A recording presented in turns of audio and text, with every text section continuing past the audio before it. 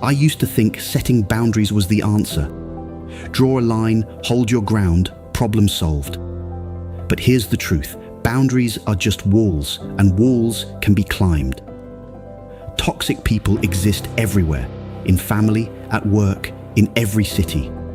You can't outrun them. They don't fear your boundaries. They see them as a challenge. What they really fear is when you become untouchable, when your silence drowns out their noise, when their words bounce off you like rain off stone.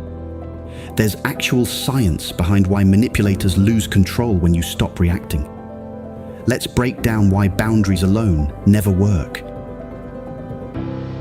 You set a boundary, they push right past it. You try to explain why it matters, hoping logic or decency will get through. They just smirk. That's the cycle. With decent people, boundaries work because there's mutual respect. But toxic people, they see your limits as an open invitation to test you. They don't recognize lines, they look for cracks. Experts observe that manipulators repeatedly test limits to find any hesitation or doubt in your reaction. They're always scanning, listening for a tremor in your voice, watching for a flicker of uncertainty in your eyes, tracking every shift in your posture. Every time you defend your position, every time you try to explain yourself, you're not shutting them down. You're giving them material. For manipulators, it's not about misunderstanding or wanting to resolve conflict. It's about control, plain and simple. They want to see you squirm. They want to know which buttons work. The more you explain, the more you reveal. That's the trap. You think you're clarifying your boundaries, but you're actually drawing them a map. Toxic people thrive on reactions. They don't care about your reasons. They care about your energy, your anger, your frustration, your need to be understood. That's their fuel. When you argue, when you defend, when you try to reason, you're feeding their game. The more you engage, the more they escalate. If guilt works, they'll double down on guilt. If outrage gets a rise, they'll create more drama. One psychologist calls it running scripts. They test what makes you react, and then they repeat it until you break. Observations in workplace settings show that the more composed and reasonable you seem, the more they test you. They know you'll hold back from outright confrontation. You say, "Don't talk to me that way," and they hear, "You haven't tried hard enough." Your explanations become a blueprint for exactly where to push next. This isn't random. There's a reason certain people get targeted over and over. It's not about weakness, it's about something else manipulators look for. And if you've ever found yourself on the receiving end, you probably already know what it is. Toxic people are deliberate. They scan for signs, traits that make you easier to control. Reports show bullies zero in on empathetic people who value fairness because they know you'll try to fix what's broken. Your empathy, your patience, your habit of giving second chances, these aren't just good qualities. To a manipulator, they're signals. They look for people who apologize when they haven't done anything wrong, people who over-explain, people who want to keep the peace no matter what it costs them. They push just a little at first, a comment disguised as a joke, a sigh when you speak, a just kidding that doesn't feel right. If you brush it off, they move on. But if you react, if you flinch, explain, or try to smooth things over, they see an opening. That's when they start running their scripts. Maybe they try guilt. "I thought you cared about family." If that doesn't land, they switch to outrage. "I can't believe you'd accuse me of that." They're not looking for the truth. They're looking for whatever gets a reaction. If one tactic fails, they shift gears. If you stop reacting to guilt, they'll try to make you angry instead. If outrage doesn't get to you, they might play the victim. It's all about finding your trigger and using it again and again. Early on, they'll mirror your values. If you prize loyalty, they act devoted.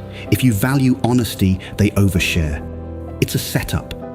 Later, they'll weaponize those same values against you.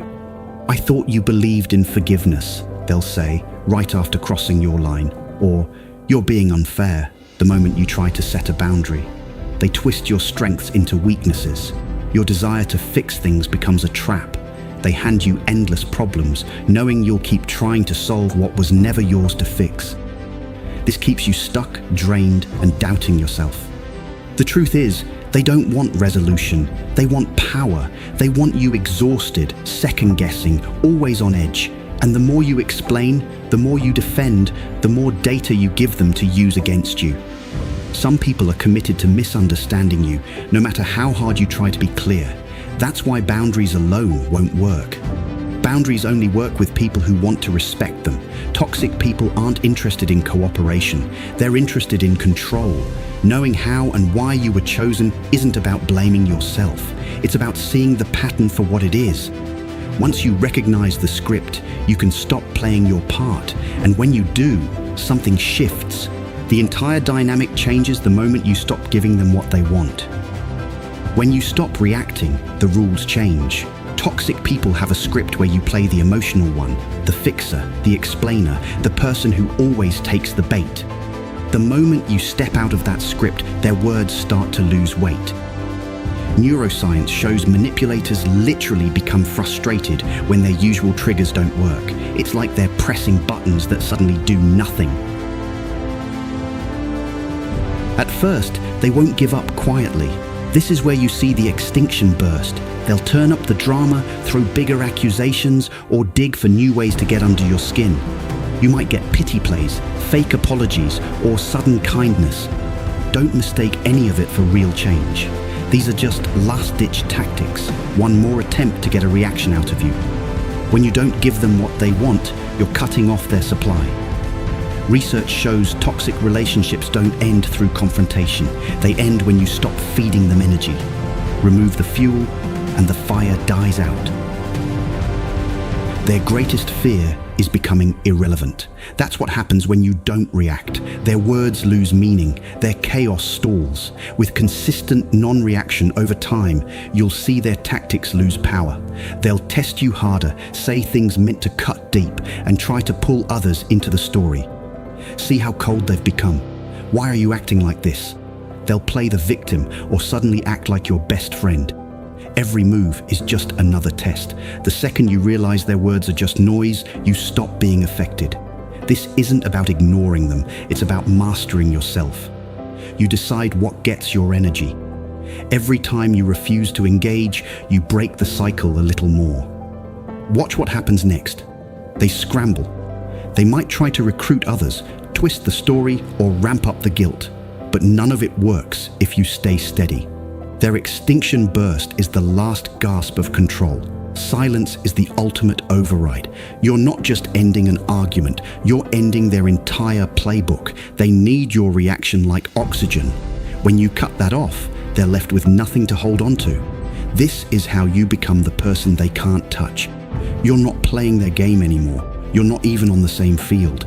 The shift isn't about shutting them out, it's about making them irrelevant. And that's when you start to see what real power looks like. This is where the untouchable mindset comes in. It's not about shutting out the world or pretending you don't care. It's about deciding right now that their words don't get to define you. You stop letting them rent space in your mind. You stop explaining yourself to people who are committed to misunderstanding you. You stop giving away your energy for free. The untouchable mindset is your new superpower. It's self-mastery. It's knowing that your value isn't up for debate. Every time you refuse to engage, you're cutting off their fuel. You're training them that their old tricks don't work anymore. You're not cold, you're clear. You decide what matters. You decide what gets your attention. Start small. The next time someone throws out a dismissive comment, don't rush to defend yourself. Take 3 slow, deep breaths. Let the urge to react pass. Say nothing. Let their words hang in the air. That's it. Each time you do this, you build the muscle of indifference. The first few times, you'll feel uncomfortable. You'll want to explain, to smooth things over, to make it right, but you don't. You stay silent. You let it go. They'll notice. They might accuse you of being different. Good. The old version of you was easy to manipulate. This new version doesn't play their game. You're not ignoring them. You're making their tactics useless. You're not fighting. You're not proving anything. You're just not feeding the cycle. Detachment isn't about shutting down your feelings. It's about choosing where your energy goes. You stop pouring your time into pointless arguments and start investing it in yourself. Every time you hold your ground, you reclaim a piece of your mind. Soon, their opinions stop mattering. Their attempts to provoke you fall flat. You stop replaying their words in your head. You start to notice the quiet. You start to see how much space you get back. You don't need to announce your change. You don't need to justify it. You just live it. And as you do, something subtle shifts around you. The noise fades. The chaos dies down. The old patterns lose their grip. That's when you start to feel what comes next. So what does your life look like after you become untouchable? You start to notice the difference in the quiet moments. You're not replaying old arguments in your head. You're not bracing for the next attack. You wake up with more energy and your mind feels lighter. Research shows that once freed from toxic drama, people consistently report clearer thinking and a burst of new ideas. The mental space that used to be crowded with their noise is suddenly yours again. You'll find mental space opening up for goals you'd shelved long ago. Projects that felt impossible now seem simple. Maybe you finish that novel, launch a business idea, or pick up an old hobby. Your focus sharpens. You can actually hear your own thoughts. It's not just about productivity, it's about feeling alive in your own life. You start making choices for yourself, not as a reaction to someone else's chaos. That's where real growth happens. Your social circle changes too.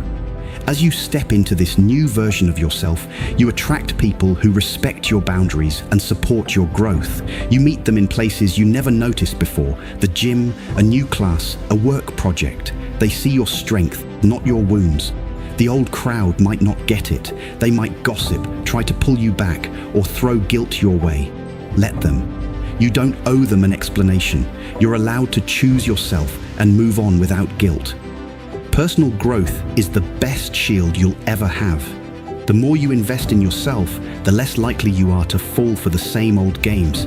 You spot red flags early. You don't waste time on people who drain you. Manipulators sense it and move on. They know you won't play along. You become the person who can't be controlled. The truth is, you don't need revenge. You don't need to prove anything. The best outcome is a life that runs on your terms, where their opinions have no weight and their actions have no power. That's the real transformation. If you've had a win, no matter how small, by refusing to react or by choosing yourself, drop it in the comments. Your story might be exactly what someone else needs to hear. So what's the conclusion? You didn't just survive, you changed. They wanted you small, but every challenge they threw at you only made you stronger. That's the joke they'll never get. The best revenge isn't cutting them off. It's building a life so solid their words can't reach you. That's your final act of self-mastery, deleting their number and stepping into your role as the hero of your own story. Toxic people don't break strong people, they create them. Every dig, every slight just made your armor thicker. Now you're untouchable. You move forward and let their shadows fall behind. If you're ready to own your peace, like and subscribe. You just keep walking into the light.